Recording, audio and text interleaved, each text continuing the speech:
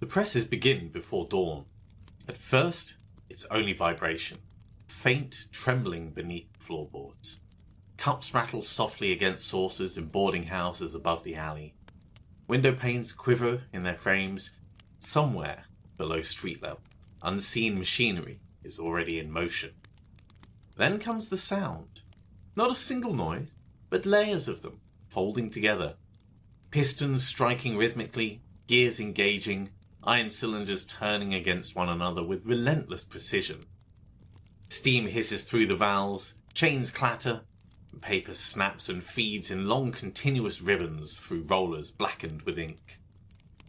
Inside the press room, the air is thick with heat and oil. Men move quickly between the machines, carrying stacks of damp paper against their chests. Foremen shout over the mechanical thunder, though individual words disappear almost immediately beneath the roar. Ink stains sleeves, cuffs, fingertips, even faces, and the floor is slick in places from condensation and spilled grease. At the centre of it all, the machine continues without pause. Thousands of sheets per hour. Arguments, scandals, parliamentary speeches, reports of murder, bankruptcy, war, contagion. Advertisements promising cures for illnesses no physician can name. Entire political movements reduced to columns of wet, blank type before sunrise. Outside, the city still sleeps. Most of those who read the morning edition have no idea how violently it's been produced. They'll encounter just the finished object, folded, orderly, purchased for a penny at breakfast. But below the streets, information has already become industrial. Not copied carefully by hand, not pressed patiently one sheet at a time. Manufactured. Behold, the steam-powered printing press. I'm your host, Alex Sweetman, and this is the Old Money's Cabinet of Curiosities, where we examine the inventions that emerge when ambition acquires machinery, and where progress often arrives faster than society can comfortably absorb it.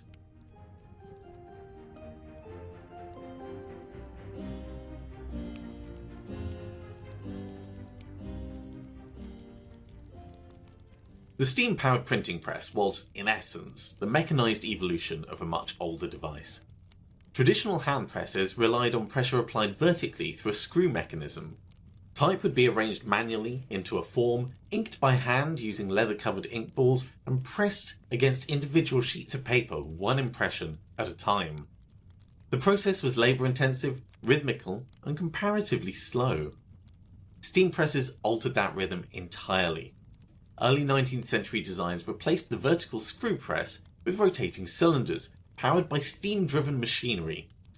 Instead of stopping after each impression, paper moved continuously through the mechanism, while rollers distributed ink automatically across the type surface. The machines themselves were large, heavy constructions of iron, timber, brass fittings, leather belts, and geared assemblies. They occupied entire rooms, required delicate engineered systems to operate effectively. Heat, vibration, and mechanical noise were constant features of the environment. Many of the early presses used flatbeds, carrying the arranged type beneath the rotating cylinders. Later refinements increased speed further by introducing continuous feed paper systems and rotary printing methods. The practical advantages were obvious. A skilled hand might produce several hundred impressions per hour under ideal conditions. Steam-powered presses increased that output into the thousands. But the machines also introduced new limitations. They were expensive to construct and expensive to maintain. Breakdowns could halt entire print runs. Skilled engineers became as important as the printers themselves. Fires were a constant concern in crowded press rooms filled with oil, steam, paper, dust, and open flame illumination. Despite their efficiency, the machines remained dependent on substantial human labour. Compositors still arranged the type by hand, workers fed paper into the presses, monitored the ink flow, cleared jams, and transported the finished sheets for folding and distribution. The steam press didn't eliminate the labour, it reorganised it around industrial speed. Most importantly, however, the machine altered scale. Printing was no longer constrained primarily by the physical endurance of a pressman. Once powered mechanically, the circulation of text could expand almost continuously. And that changed far more than the printing trade alone. By the late 18th century, Britain was becoming increasingly saturated with printed material. Newspapers expanded in circulation, pamphlets multiplied during periods of political unrest, commercial advertising spread through cities growing rapidly under industrialisation. Literacy rates rose steadily, particularly in urban areas where cheap print became both entertainment and information source. But the traditional printing press struggled to keep pace. The hand press had changed remarkably little since the 15th century. Skilled operators worked efficiently, yet the mechanics of the process imposed unavoidable limitations. Every sheet required individual handling. Every impression depended upon physical effort. An expanding output meant adding more presses, more workers, and therefore more space. Demand, meanwhile, was accelerating relentlessly. The Napoleonic Wars intensified public appetite for news. Parliamentary reporting expanded. Financial markets depended increasingly upon rapid information exchange. Urban readers wanted daily updates on crime, shipping, politics, and commercial speculation. And newspapers discovered something economically significant. Speed increased value. A report printed 12 hours earlier might outsell a rival edition dramatically. Information had become time-sensitive in ways that previous generations had not really experienced, certainly not as intensely. At precisely the same moment, steam power was transforming nearly every other major industry. Textile mills demonstrated how machinery could multiply output beyond the limits of manual labour. Iron production was expanded, transport was accelerated through canals and railways, and factories increasingly organised production around continuous mechanical motion rather than individual craftsmanship. Printing and the printing press began to appear almost anomalous in this situation. An industry dedicated to mass communication still depended largely upon techniques rooted in pre-industrial craft traditions. The pressure for mechanisation therefore emerged from several different directions simultaneously. Commercial competition, technological optimism, urban expansion, and political urgency. Governments also viewed these developments with unease. Printed material had long possessed disruptive potential. Revolutionary pamphlets circulated rapidly during the American and French revolutions. Radical newspapers worried authorities throughout Europe, and the cheap print enabled dissent to travel beyond local conversation into national discourse. A faster press implied faster agitation. This produced a peculiar tension. Industrial societies increasingly depended on rapid information circulation, both for commerce and administration, while simultaneously fearing the political consequences of uncontrolled publication. The steam-powered press emerged directly within that contradiction. Publishers saw profit, readers saw access, governments saw application, and all were correct. By the early 19th century, the conditions for transformation had fully assembled. Rising literacy created even more demand, steam engineering supplied the mechanism, expanding cities supplied the audience. All that remained was for someone to combine them successfully. The steam-powered printing press existed because industrial society required information to move faster than human hands alone could manage. But beneath that practical explanation lay something deeper. The 19th century didn't merely desire efficiency, it increasingly regarded acceleration itself as evidence of progress. Across Britain, older rhythms of life were being dismantled mechanically. Factories ignored daylight and season, railways collapsed geographical distance, and the telegraph systems would soon compress communication into near-instantaneous transmission. Industrialisation rewarded speed relentlessly. And the hand press belonged to an earlier tempo. Its pace reflected craftsmanship, deliberation, physical limitation. Even large print runs had traces of the body left over. They left inked hands, repetitive strain, fatigue. Steam machinery removed all of those physical labour constraints. The appeal of the system, therefore, extended beyond economics into psychology and ideology. It embodied a growing Victorian confidence that systems could outperform individuals, that machines, properly organised, might produce not merely greater quantity, but a superior civilization itself. This belief carried immense cultural weight. Printed information increasingly shaped public consciousness. Newspapers informed elections, influenced markets, constructed reputations, and even circulated moral panic. To accelerate printing was therefore to accelerate society's internal conversation with itself. And industrial Britain wanted precisely that. A rapidly expanding urban population required some form of coordination. Commerce required timely market information, governments required communication across widening bureaucratic systems. Empire itself depended upon the movement, printed instructions, laws, newspapers, schedules, and reports. The steam press transformed information into infrastructure. Yet the machine also intensified anxieties that were already embedded within this industrial society. Because information behaves differently once mass production becomes possible. A hand press naturally restricts circulation. A steam press does not. Ideas once confined to small intellectual circles could suddenly reach tens of thousands of readers within a day. Radicalism scaled alongside the commerce. This worried many observers profoundly. Conservative critics feared the political instability it would cause. Religious authorities worried about moral decline. Traditional printers even feared economic displacement. Some intellectuals warned that the speed itself might cheapen thought. Newspapers produced industrially would encourage superficiality rather than reflection. Perhaps they were not entirely mistaken. The steam press rewarded the immediacy. The faster news travelled, the more valuable novelty became. Yesterday's information lost commercial usefulness rapidly. Publishers therefore prioritised constant production.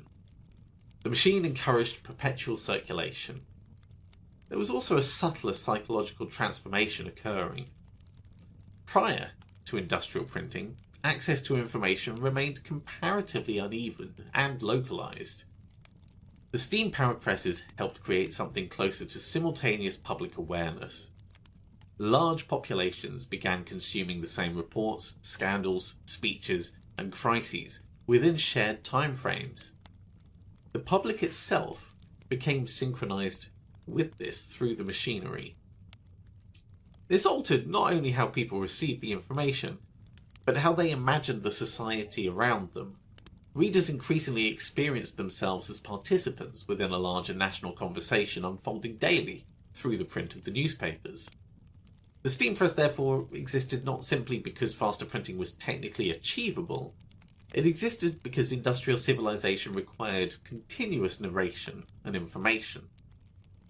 A society that was transforming itself at an unprecedented speed needed mechanisms capable of describing that transformation just as quickly. And once such machinery appeared, restraint became economically difficult. Information, once accelerated, rarely consents to being slowed down again. At the centre of the steam-powered printing press stands Friedrich Koenig, a German engineer whose name remains strangely obscure considering the scale of transformation that he helped initiate. Koenig arrived in London during the early 19th century, convinced that printing could be mechanised more effectively than existing hand presses allowed. His designs replaced the traditional screw mechanism with a steam-driven cylinder capable of continuous motion. This was not a minor refinement. It represented an entirely different philosophy of printing. Rather than treating each page as an individual impression requiring separate effort, Koenig approached printing as an industrial process, repetitive, mechanised, scalable. Invention alone, however, rarely guarantees adoption. Koenig struggled initially to attract financial backing. Printers remained cautious. Many skilled pressmen viewed mechanisation with hostility, correctly recognising that increased efficiency threatened traditional labour structures. His eventual partnership with newspaper publisher John Walter II of the Times proved decisive. The Times faced growing circulation demands and understood the commercial value of faster production. Management, however, also recognised the political sensitivity surrounding the mechanisation inside the print trade. So the installation proceeded quietly. Very quietly.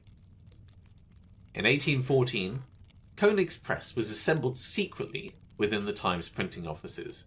Workers operating traditional presses reportedly remained unaware of the machine's full capabilities until the new system had already successfully produced an entire edition of the newspaper. The secrecy was deliberate. Workers across Britain had already resisted mechanisation in other industries, sometimes violently. Industrial sabotage and machine breaking formed part of the wider social tensions of the period. Newspaper owners feared the disruption before the press had proven commercially reliable, and when the Times announced that its edition had been printed mechanically, that declaration carried both a triumph and a warning. The future had arrived, and many workers had not been consulted. Now, Koenig himself didn't dominate the industry for long.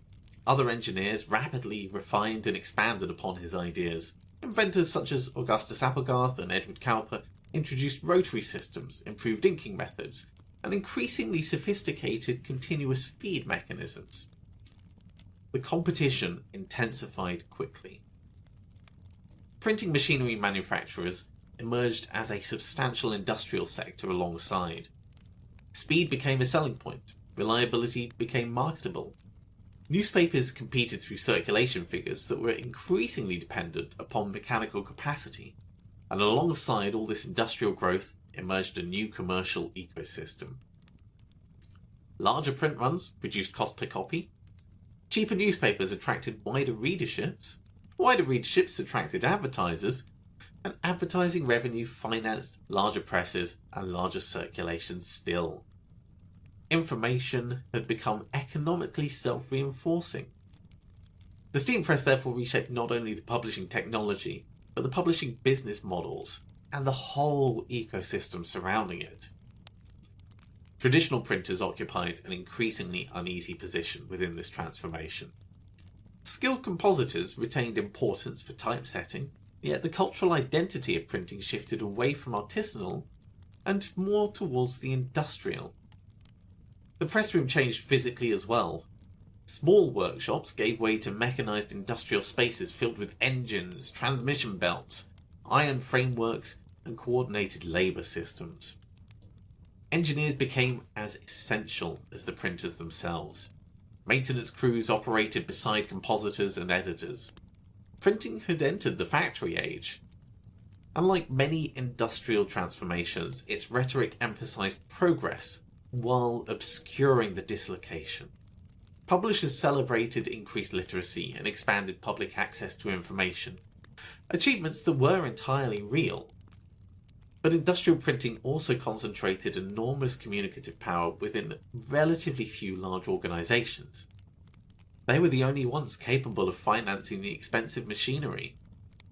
The steam-powered printing press didn't disappear. It evolved beyond recognition.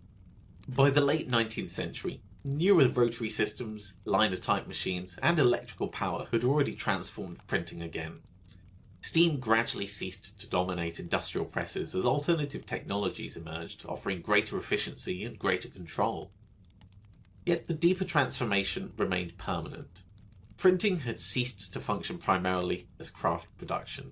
It had become industrial infrastructure. Newspapers expanded into mass circulation empires, publishing consolidated into increasingly powerful organisations, capable of shaping the national conversation daily. Information moved faster, it reached further, and it expired more quickly than before.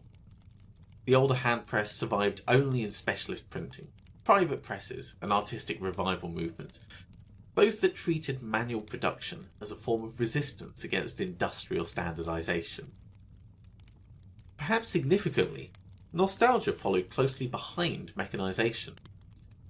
As industrial printing accelerated communication, some writers and artists began romanticising slower forms of production precisely because they appeared increasingly endangered. Craft acquired emotional value once the industry rendered it economically secondary. The steam press itself became less visible over time. Readers encountered newspapers each morning without considering the machinery that went into making them.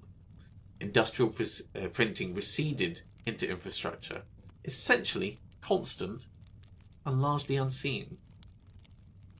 That may be the final characteristic of transformative machines. Once society reorganises itself around them, they cease to appear remarkable at all. The steam-powered printing press reveals something slightly unsettling about industrialisation in civilization. Not merely that it accelerates production, but that once acceleration becomes possible, societies rapidly reorganise themselves around the expectation of constant motion. The press didn't create humanity's appetite for information, nor did it invent political argument, scandal, propaganda, public curiosity. What it altered was scale and velocity. A newspaper printed slowly remains an object, but printed industrially, it becomes the environment. The steam press helped create populations that were accustomed to constant updates about politics, crime, markets, celebrity, catastrophe, and war. Public attention itself became mechanised into recurring cycles of production and consumption. That transformation carried extraordinary benefits and some troubles. Literacy expanded, information became more accessible, public debate widened beyond aristocratic and academic circles, but it also introduced new forms of instability. The faster information moves, the less time exists for reflection before reaction. Novelty acquires commercial power. Sensation competes effectively for attention, and the systems that were organised continuously around publication become dependent on continuous stimulation. The 19th century sensed some of this instinctively. Observers worried that industrial printing might overwhelm thoughtful discourse, just under the sheer quantity. They worried that speed might alter not only communication, but cognition itself, the way people think. Now, whether those fears were justified remains difficult to measure cleanly. But what's easier to observe is the enduring instinct beneath the machine. The belief that communication problems can be solved through increasing circulation. More pages, faster presses, wider distribution. The steam-powered press embodied industrial confidence at its purest. The conviction that if information moved rapidly enough, society itself might become more rational, informed, and even governable. Sometimes that confidence proved justified, sometimes not. But the machine succeeded so thoroughly that its assumptions became invisible and almost irrelevant. We inherited a world shaped by industrial communication systems without always noticing what happened to bring us here. Which is what makes the steam-powered printing press a rather appropriate resident for the cabinet.